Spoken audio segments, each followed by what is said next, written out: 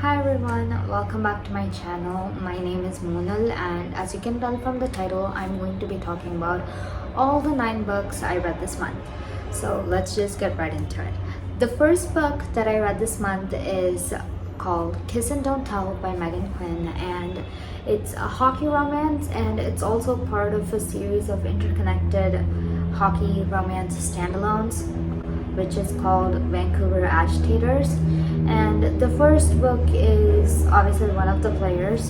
His name is Pacey Laws, and his love interest's name is Winnie. And the story starts out with Winnie getting stranded in a small town, and it's like raining and it's night, middle of the night, so she can't like keep driving. So she stops her car and goes to this mansion to ask for help. And obviously when the mansion door opens, it's the hero himself.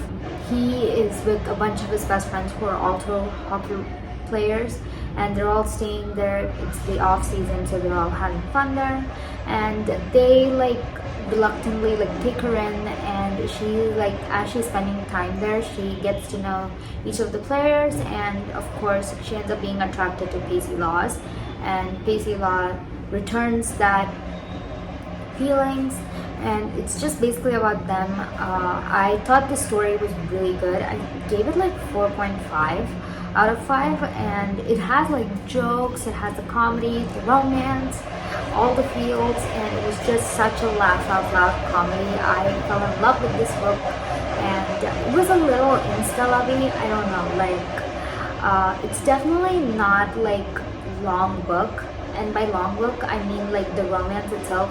It doesn't take long for the couple to get to that point. It happens pretty instantly, and it's happens only over a week or two. So it's their romance. I just had a lot of fun reading this.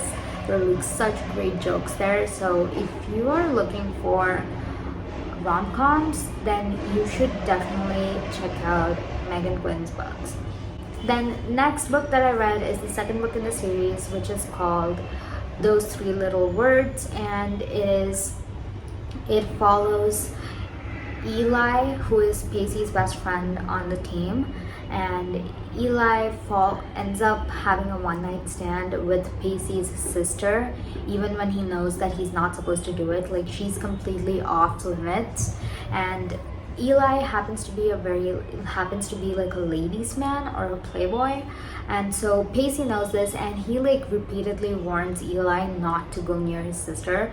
But one day on Eli's birthday, they end up having a one-night stand, and of course they just decide that it's just going to be this one time, after which they will never speak of it ever again, because both of them don't want Pacey to find out about it. But turns out he does find out about it, because the girl whose name I don't remember at all, she ends up getting pregnant, and so what she does is, this is pretty funny, what she does is she ends up telling Eli and Pacey about her pregnancy at the same time. So you can obviously imagine what would have happened next after both of them got this news. And so Pacey is obviously furious that Eli kind of broke his promise and went after his sister. So now Pacey forces Eli to move in with his sister and take care of her through the pregnancy. They have to basically navigate this path.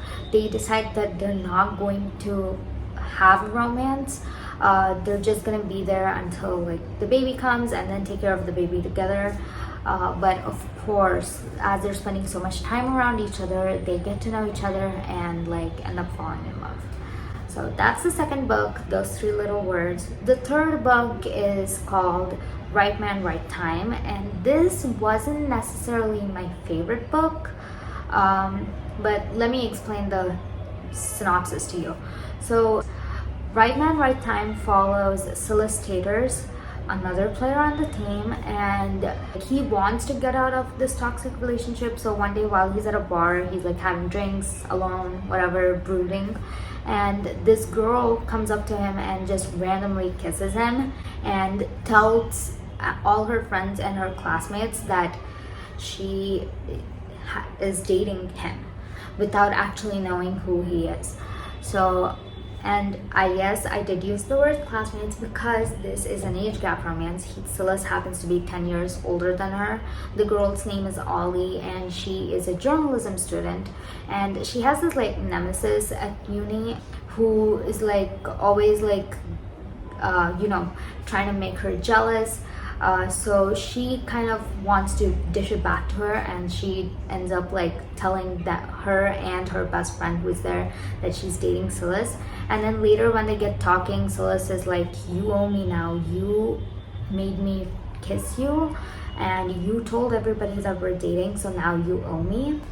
And she's like, okay, what do you want? So he tells her that he wants to fake date her for a while to, get rid of his ex who happens to be working for his team.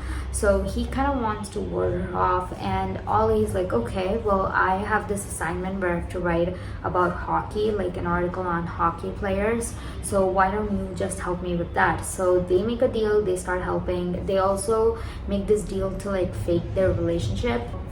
They have to keep up this pretense, and of course soon they like catch feelings. Oh, by the way, the second book, I actually didn't tell you how I felt reading it, and that book, I ate it up. It was just as good as the first one. The jokes, the comedy, the chemistry between the characters, it was so good. That's how I felt about the second book. And the third book, I actually really liked it. It was good, but like there were just some things that didn't really like vibe with me, if you know what I'm saying.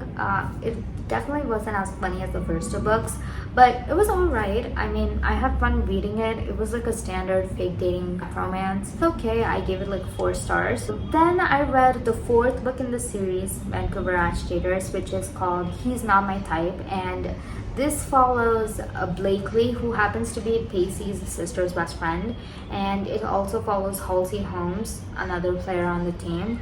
I was actually waiting for Halsey's book ever since he's introduced in the first book, just because he's such a like brooding character. Like in the first few books, you just see him like being really quiet and just sitting in a corner reading.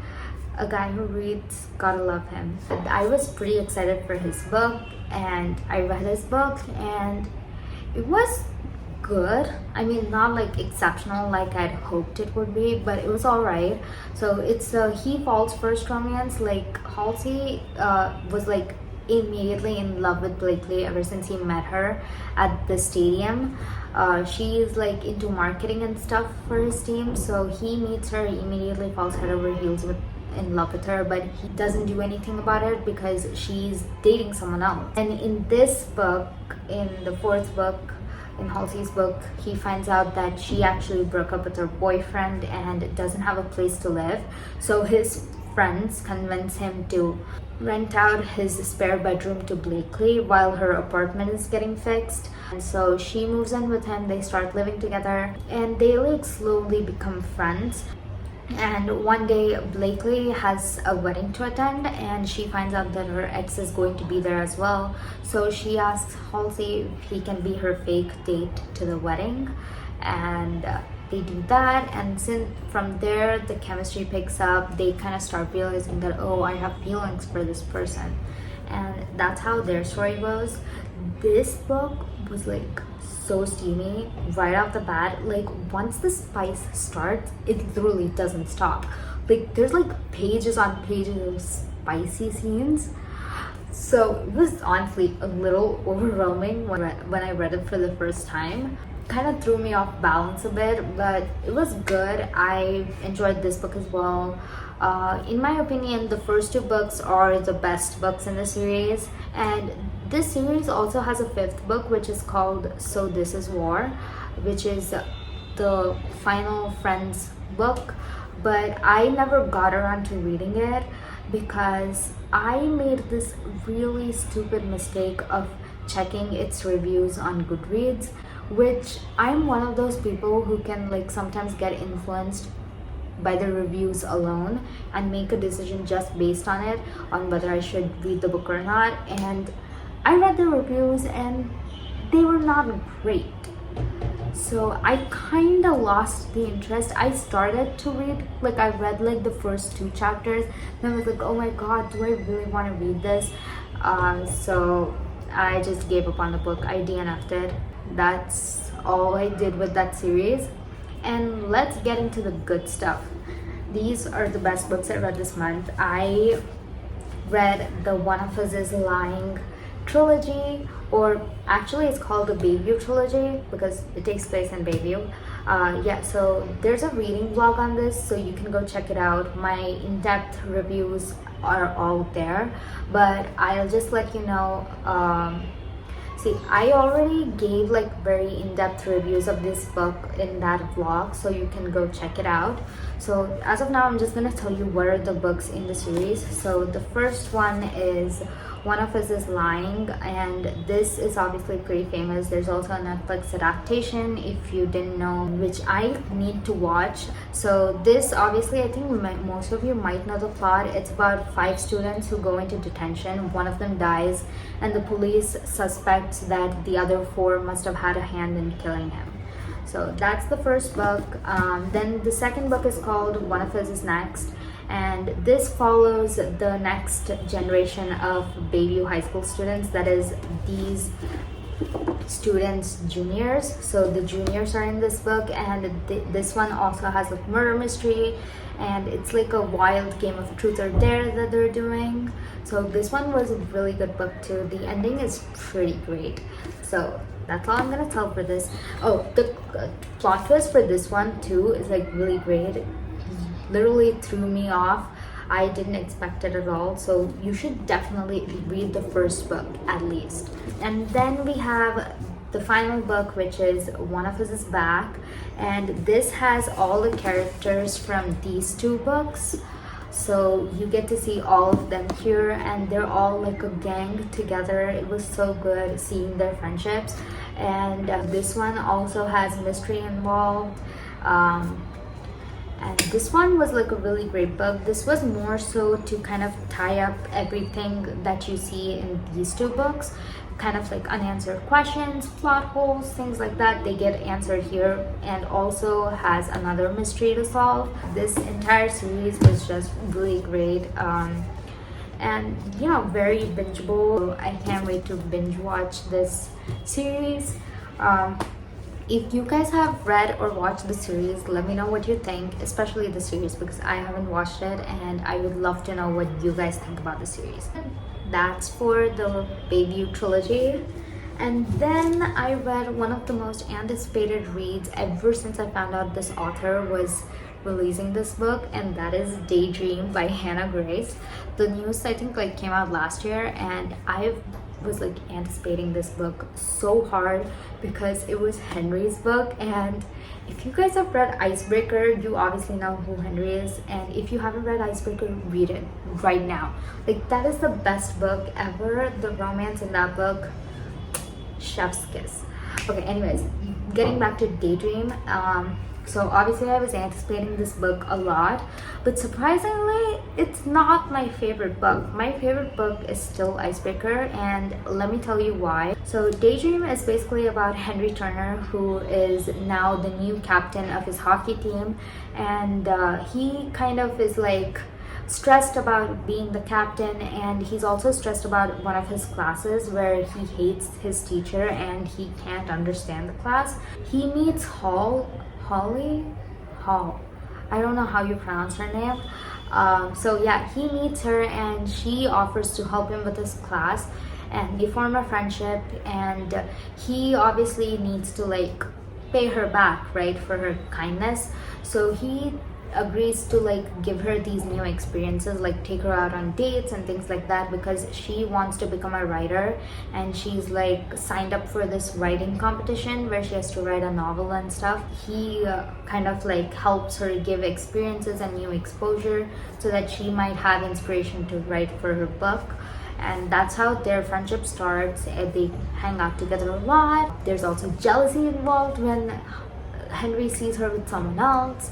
And this book was great. Like, romance was pretty good, but my favorite part about this book was mostly the friendships, just because how I like resonate with both these characters so much because I'm an introvert myself, and I don't know, they're just like making so these two are also like pretty introverted, and so it was just really great seeing how they experienced being in uni and like making friends, classes, socializing with people. So I just really liked that aspect of the book more than the romance. It was just really great.